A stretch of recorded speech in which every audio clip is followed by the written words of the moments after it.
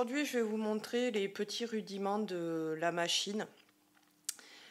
Voilà, donc on va commencer ici, c'est-à-dire que quand on allume la machine, là je l'ai éteint, donc ça va créer des petits trucs. C'est-à-dire qu'il ne me rafraîchira pas l'appareil étant donné qu'il n'est pas connecté. Mais quand il est connecté, vous pouvez rafraîchir l'appareil via le petit onglet rafraîchir qui est ici. Donc ici, nous avons les options pour la découpe laser sur l'axe, c'est-à-dire ce que moi j'appelle le tour, parce que ça fonctionne un peu comme un tour à bois. Ici, nous avons les lames et l'imprimé puis découpé, c'est-à-dire le print and cut de chez Cricut. En fonction de ça, vous avez les matériaux définis. Et ce qui est bien dans le plus, c'est qu'il y a tous les matériaux pris en charge uniquement par ma Xtool M1 parce que je suis sur la M1. Donc voilà les matériaux qu'elle me propose ici. On a déjà un large choix, un large panel. Donc si par exemple je dis que c'est du basswood A4, utilisation et paf la girafe, ça fonctionne. Ici, quand on travaille sur ce fond noir qui est en fait le fond de votre machine, moi on voit bien qu'elle a travaillé parce qu'il y a des restes de gravure ici et là qui ont débordé. Je vais tenter plus tard un nettoyage. Le problème du fond, c'est que quand on a un texte et qu'on le passe ici avec un clic droit sur noir, sur la base du fond, une fois qu'il est désélectionné, à part glisser dessus, on ne le voit pas. Donc si ici je fais masquer l'arrière-plan, je tombe sur une grille un peu comme chez Cricut. Donc on va prendre notre texte qui est tout simple. Ici on a le texte, la taille de la police de caractères qui sont enregistrées sur mon ordinateur. Sachant que, comme Cricut, si on fait sur Dafont télécharger une police, il faudra éteindre le logiciel et le rallumer pour retrouver la police que l'on vient de télécharger sur Dafont dans la liste des polices de caractère. Voilà, on a l'espacement ici entre les lettres si on veut les faire plus espacées. Voilà, ici j'ai espacé les lettres de 6 par exemple. Mais si je crée une deuxième ligne avec un bonjour, voilà, je peux également dire que mon bonjour et mon hello sont trop espacés. Donc je vais faire un moins et un 4 et là, ça sera plus proche. Je voudrais encore plus proche, je fais 6, il y a un chevauchement, hop, on fait 7. On marche toujours pas, on fait 9. Je crois que je dérive en fait. C'était moins 2. C'est pas grave. Dans tous les cas, voilà, le principe il est là. On découvre toutes un peu les machines à tâtons parce qu'effectivement il y a très peu de logiciels en français en fait. Donc moi je partage juste mon expérience. Donc, ce que je voulais vous dire aussi sur l'écriture, vous allez avoir beaucoup de donc, je vous l'accorde. Si je prends la typo, il me semble que c'est Bachelorette, que j'aime beaucoup en ce moment. Ou pas, parce que l'espacement est à 6. Voilà, si je le remets à 0, je vais voir que là, dans mon bonjour, mes lettres sont chevauchées. Donc, au niveau de la gravure, il va effectivement me marquer aussi ces points de gravure que je ne veux pas. En gravure pleine, on ne le verra pas forcément. Et en découpe, il va me découper lettre par lettre. C'est le même problème que sur Cricut.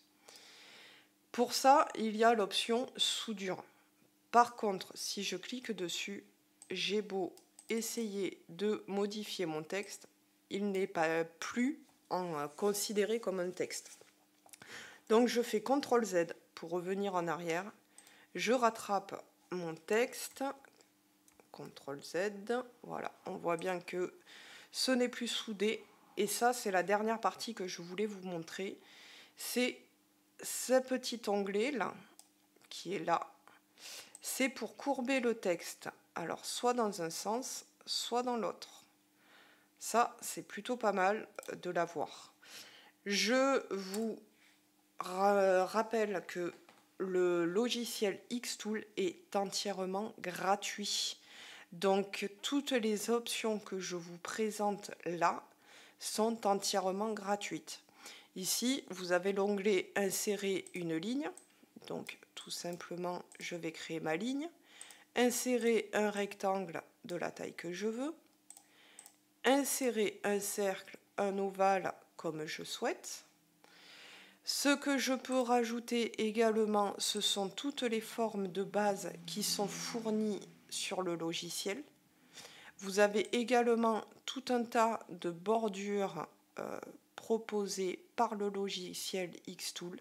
Quand on surligne avec la souris, il nous agrandit le cadre pour nous le montrer plus en détail.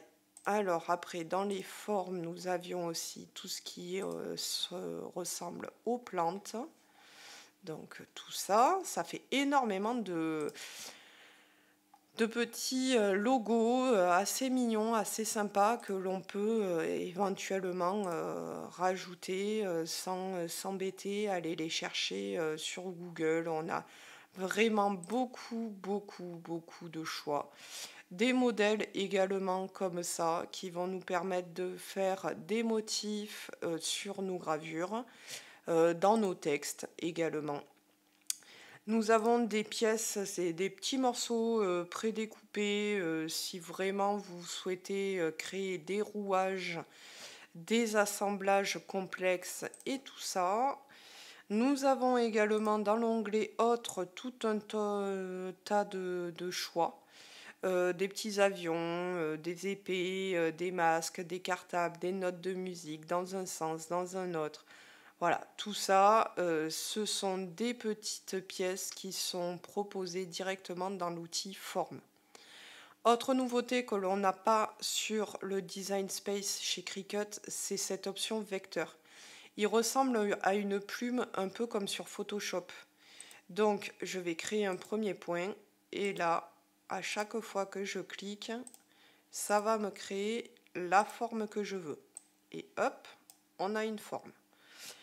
Ça, je vous dirais que l'utilisation que moi j'en fais, c'est que quand je rafraîchis et que j'ai mis dans la boîte de la Xtool à scanner ma coque de téléphone portable, par exemple, eh bien, tout simplement, je vais prendre l'outil vecteur et je vais tracer les contours de ma coque de téléphone pour pouvoir la dupliquer et en faire, je dirais, couper parce que je souhaite le couper dans du vinyle ou des choses comme ça.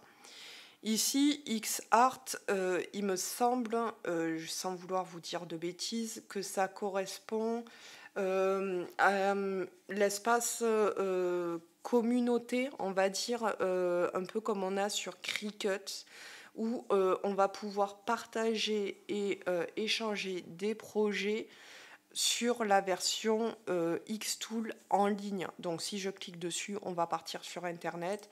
Ça va être un bourbier. Je vais effacer toutes les formes que j'ai créées. Autre chose que l'on a gratuitement, je répète, le logiciel est entièrement gratuit. Ici, nous avons de quoi créer des QR codes. Vous créez votre QR code avec simplement un copier-coller de votre texte, de votre lien sur Instagram et autres. Et là, paf la girafe, on a le QR code qui est comme ça. Et on a aussi la possibilité de le faire en barre. Donc on fait ce qu'on veut, on enregistre et voilà. Alors, l'autre chose que je voulais vous montrer, et ça tombe bien qu'on en arrive là, c'est que voilà, mon QR code, il le propose en image. Ici, c'est des propositions. Il propose de mettre mon image avec un filtre de grille, un filtre de dessin, divers filtres et variés pour faire des estampes hors notes. Donc le classique, l'acuité pour faire quelque chose de plus ou moins net. Voilà. Les nuances de gris si on veut vraiment que ça soit foncé ou pas. On peut également inverser l'image comme ça. On peut éditer l'image. Alors, l'édition. Alors, nous avons la baguette magique comme sur Cricut. On va choisir plus ou moins les tolérances couleurs. Avec la baguette magique, je clique dans les blancs. Alors là, il n'y en a pas beaucoup, c'est avantageux, mais des fois, c'est un peu plus casse-pied. Voilà, on a ça, on a l'outil de la gomme, si on veut supprimer des zones, et sélectionner la zone que l'on veut garder. Après, dans notre logiciel de travail d'image directement sur Xtool, vous avez aussi l'option tracer l'image. C'est-à-dire que là, pareil que tout à l'heure, vous allez faire tout un tas de réglages pour avoir une netteté parfaite de votre QR code, par exemple. Je l'enregistre. Et là, hop, ici, c'est une image où je ne vais pouvoir que la graver, parce que c'est comme ça que sont traitées les images.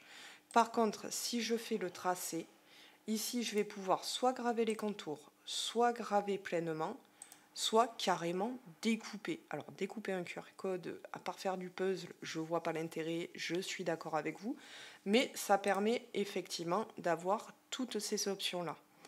Alors après, au niveau de la barre supérieure, j'ai envie de dire un peu comme Cricut, hein, les lignes extérieures qui correspondaient au contour pour faire plus ou moins autour de l'image.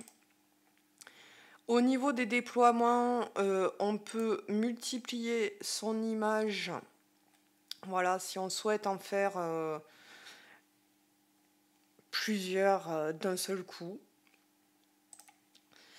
On peut également la dupliquer en cercle. Et également faire des matrices de matériaux à partir de formes classiques, de formes carrées. Ici, on a l'onglet, alors étant donné qu'on n'est plus sur le fond, et que la machine est déconnectée, ici c'est éteint. Mais si je clique là-dessus quand la machine est allumée, ça va me faire un remplissage intelligent. C'est en fait la gravure par l'eau qui parle. Et du coup, ça veut dire qu'elle va détecter toutes les pièces qui sont dans le fond de votre machine, qui seront présentées là-dessus. Et ici, je vais cliquer, je vais faire un remplissage intelligent et elle va se mettre vraiment dans le bon sens. C'est-à-dire que si ma pièce est décalée comme ça dedans, elle va se mettre dans ce sens-là parce que je lui aurais dit que ma médaille, même si elle est tordue dans la boîte, elle va se mettre correctement dedans. Ici, nous avons les options pour grouper ou dégrouper un lot de calques. Pour pouvoir les aligner, alors contrairement à Cricut, il n'y a pas centré, donc il va vous falloir aligner horizontalement et aligner dans le centre vertical pour avoir un alignement au centre. Bon. On peut éventuellement, comme sur Cricut, organiser de façon à apporter une image en avant ou pas, que ça soit une image, une gravure ou pas. Ici, on va essayer de commande C, commande V, comme ça on en a deux, et on va essayer voilà, de les lier, de les soustraire, lier au chevauchement ou soustraire au chevauchement. Honnêtement, même dans la prononciation, je galère. Donc, c'est pas aussi bien fait que sur Cricut, mais ça se fait. Voilà. On peut également réfléchir horizontalement ou verticalement son image, c'est-à-dire que si je la prends celle-là, on a vu que les codes barres sont passés de gauche à droite et de droite à gauche. et on peut faire également de haut en bas. Après, nous avons les positions XY, eh ben, j'ai envie de dire toujours pareil que sur Cricut. Nous avons ici la taille de notre petite pièce qui est là. La rotation, si on veut la faire pivoter dans un angle précis. Ici, tout ce qui est annonce, projet, support, la boutique, et ça permet de voir des projets un peu comme sur le Cricut Design Space qui propose certains projets, on va dire, clés en main. La dernière chose que je ne vous ai pas montré, c'est que ici nous avons l'objet sélectionné. Donc on prend un objet, on le déplace. Et là, si je clique sur la main, on va déplacer carrément notre espace de travail pour trouver toutes les choses. On peut également zoomer ou dézoomer. Nous avons une toile, nous pouvons rajouter une deuxième toile et à ce moment-là, je prends celui-là avec l'outil sélectionné, sinon ça n'attrapera pas. Nous allons faire copier et je veux qu'il soit dans la toile 2, donc patte, c'est le mot collé pour la mauvaise traduction, mais c'est pas grave, on s'y fait. Elle fait tellement de jolies choses qu'on ne va pas lui en vouloir de ne pas connaître tout ça. Après, également, nous avons ouvrir un projet, importer une image, l'enregistrer. On peut directement enregistrer son projet pour pouvoir le partager comme on le fait sur le groupe. Après, moi, perso, pour importer une image directement sur le DS, on va dire, sur le Cricut Design Space, vous voyez, je prends mon image et hop, je viens la glisser, mettre à l'échelle. Et là, on va faire pareil. Je veux tracer l'image et elle va aller me tracer toutes les petites zones. Alors, si on zoome un peu, par exemple sur cette image, on voit qu'il manque un petit point ici, un petit point là, qu'elle n'a pas surligné en bleu pour dire qu'elle le prenait. C'est pas grave, on va chercher dans les réglages le seuil de tolérance de couleur, la réduction du bruit et la régularité. Et là, on voit qu'effectivement, elle a commencé à sélectionner toutes les zones comme ça. Et on revient sur un moins. Et là, vous allez voir, tadam! Là, c'est pareil. Si j'avais voulu avoir qu'un seul personnage et pas les autres, eh ben, quand je travaille mon image, je vais dans éditer, je vais rogner et je dis, ben voilà, on va prendre celle-là. Voilà, j'enregistre. Moi, je veux travailler qu'avec celle-là. Alors, deuxième erreur, je me fais avoir à chaque fois. On va recommencer. On édite l'image. Cette fois-ci, on recadre. Et en fait, la petite subtilité que j'ai oubliée, elle est là. Il faut valider. Voilà. Et si on veut enlever le blanc extérieur, on le fait. Là, elle sera traitée en image. Mais si je veux la tracer, elle va être tracée. Et là, je pourrais même la faire en coupé pour faire un petit truc dans le bois, dans le plexi et tous les autres matériaux qu'elle propose. Voilà, si vous avez d'autres questions, surtout n'hésitez pas et on verra tout ça ensemble. À bientôt!